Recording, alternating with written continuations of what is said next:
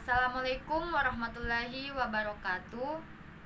Perkenalkan, nama saya Shirley Fadriani, kelas 5C, Program Studi Pendidikan Guru Pendidikan Anak Usia Dini, Universitas Muhammadiyah Kendari. Di sini saya akan menjelaskan materi tentang landasan, komponen, dan prinsip pengembangan kurikulum pendidikan anak usia dini.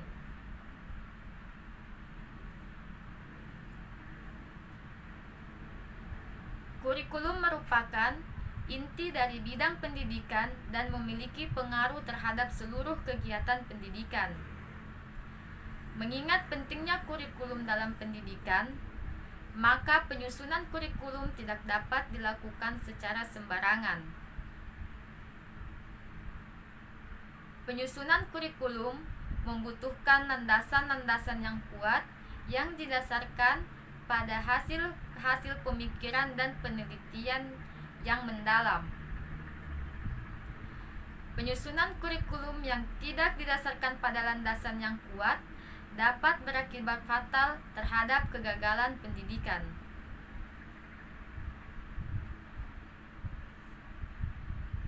Ada 4 landasan utama pengembangan kurikulum, yaitu landasan filosofis, psikologis, sosial budaya, ilmu pengetahuan, dan teknologi.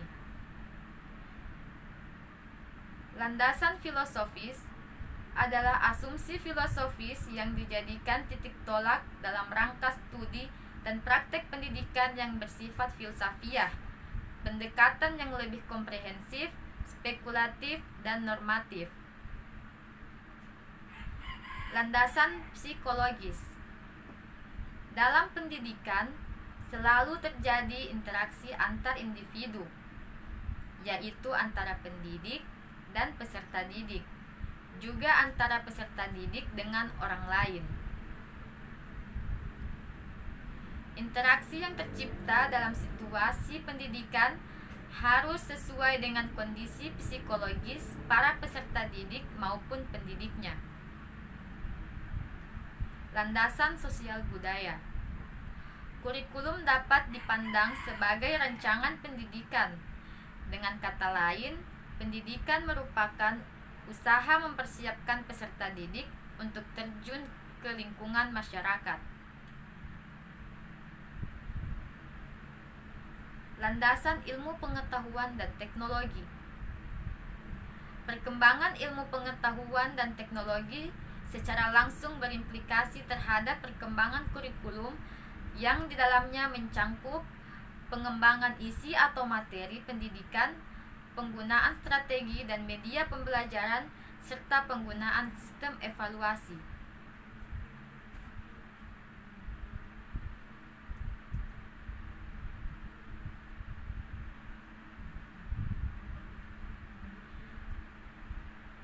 Ada 4 komponen kurikulum. Yang pertama, tujuan. Membantu anak didik mengembangkan berbagai potensi baik psikis dan fisik yang meliputi moral dan nilai-nilai agama, sosial emosional, kognitif, bahasa, fisik motorik, kemandirian, dan seni untuk siap memasuki pendidikan dasar.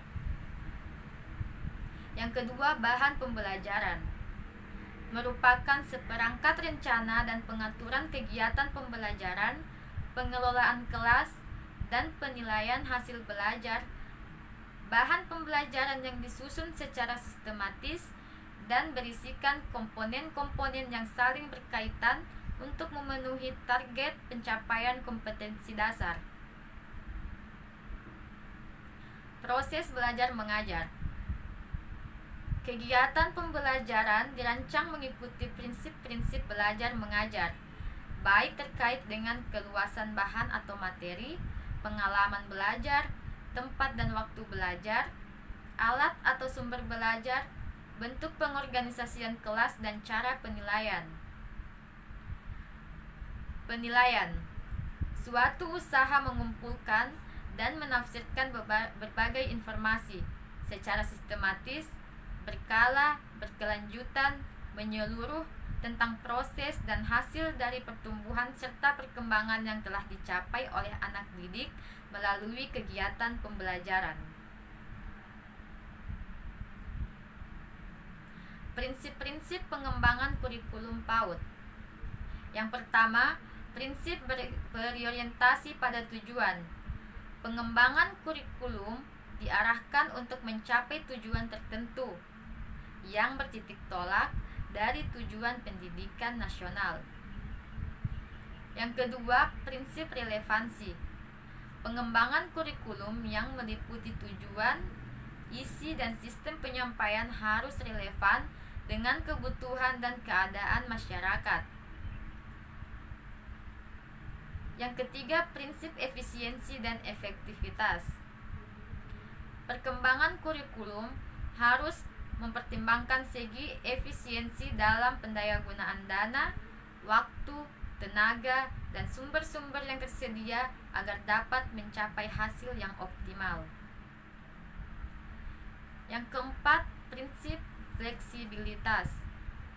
Kurikulum yang luas mudah disesuaikan, diubah, dilengkapi atau dikurangi berdasarkan tuntutan dan keadaan ekosistem dan kemampuan setempat, jadi tidak statis atau kaku. Yang kelima, prinsip kesinambungan. Menyusun kurikulum supaya memperhatikan kesinambungan secara proporsional dan fungsional antara berbagai program dan antara aspek-aspek perilaku yang ingin dikembangkan.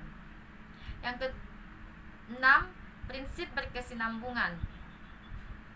Artinya bagian-bagian, aspek-aspek, materi, dan kajian disusun secara berurutan melainkan satu sama lain memiliki hubungan fungsional yang bermakna. Yang ketujuh, prinsip keterpaduan. Kurikulum dirancang dan dilaksanakan berdasarkan prinsip keterpaduan. Perencanaan terpadu bertitik tolak dari masalah atau topik dan konsistensi antara unsur-unsurnya. Yang kedelapan, prinsip mutu. Pengembangan kurikulum berorientasi pada pendidikan mutu dan mutu pendidikan. Artinya, pelaksanaan pembelajaran yang bermutu sehingga menghasilkan pendidikan yang berkualitas. Itulah penjelasan materi dari saya. Lebih dan kurangnya mohon dimaafkan. Wabillahi taufiq wal hidayah. Wassalamualaikum warahmatullahi wabarakatuh.